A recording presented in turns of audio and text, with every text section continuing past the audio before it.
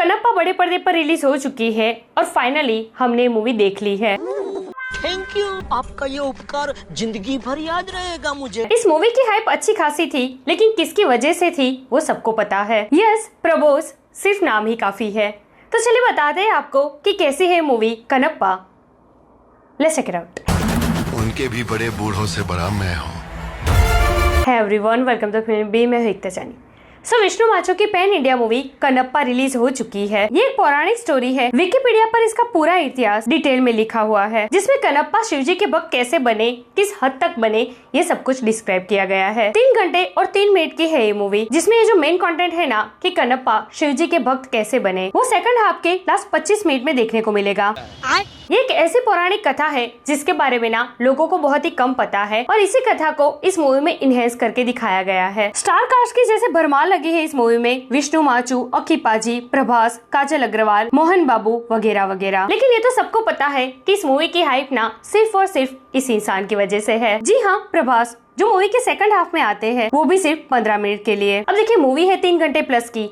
अब इतनी लंबी मूवी है तो इसमें मास मसाला, एंटरटेनमेंट, तगड़ा कंटेंट, ये सब होगा, तब जाकर ये ऑडियंस को एंड तक पकड़ के रखेगी। जैसे कि पुष्पा 2, एनिमल, RRR। मास मसाला, कंटेंट, एंटरटेनमेंट लास्ट तक था इन सारी मूवीज में। इसलिए इन मूवीज का जो रन टाइम था वो 3 घंटे से ज्यादा था ना, फिर भी ऑडियंस इसे एंजॉय कर रही थी। लेकिन टू बी ऑनेस्ट, कनप्पा के केस में ऐसा नहीं है। कनप्पा के पास कंटेंट तो है, लेकिन एंटरटेनमेंट नहीं है। एक पौराणिक कथा वाला इतना स्ट्रॉन्ग कंटेंट है इनके पास, लेकिन ठीक से प्रेजेंट करना नहीं आया है मेकर्स को। अब मैं क्यों कह रही हूँ, बताती हूँ। देखिए, कनप्पा ना बहुत ही बड़े भक्त थे शिव जी के। इसमें जो सेकंड हाफ में ट्रांसफॉर्मेशन हुआ है ना, तिनाडु में से कनप्पा बने हैं वो सारे सीन बहुत ही जबरदस्त है। उसको ना लास्ट के 25 मिनट में दिखाया गया है। बाकी फर्स्ट हाफ में गाने, अननेसेसरी लव स्टोरी, जिसमें कुछ वल्गर सीन भी है। यार, इतने बड़े भक्त की कहानी आप दिखा रहे हो, ऐसे में इन सारे सीन्स की जरूरत नहीं थी। ना दिखाते तो भी चलता। बात तो सही है। पूरी मूवी में अगर सबसे ज्यादा कुछ अच्छा था ना, तो वो थी प्रभास की एंट्री, उनके सारे सीन्स, और लास्ट में तिनाडु का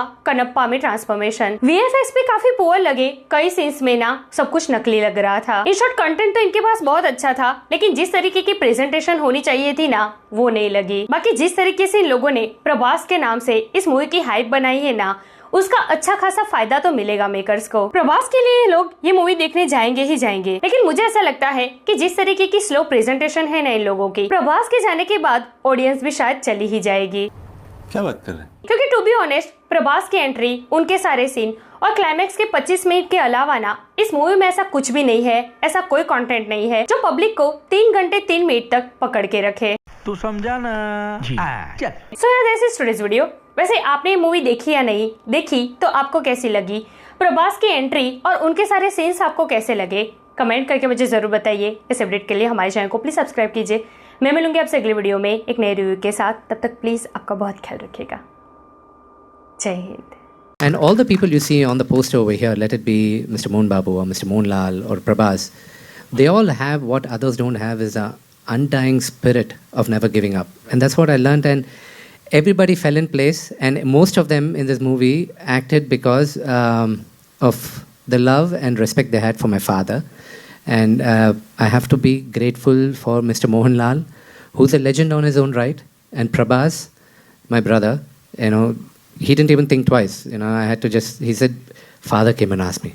I was scared why he was asking me, calling me. And then I said, you should have called me. Don't ask him to call, because dad has that kind of, persona back home. So I'm grateful for all of them. And even to Mr. Akshay Kumar, an actor of his stature, he doesn't need to come and do, the character what he did. But for me, when I thought of Lord Shiva, it was him. And it wasn't easy getting him also. He rejected it twice.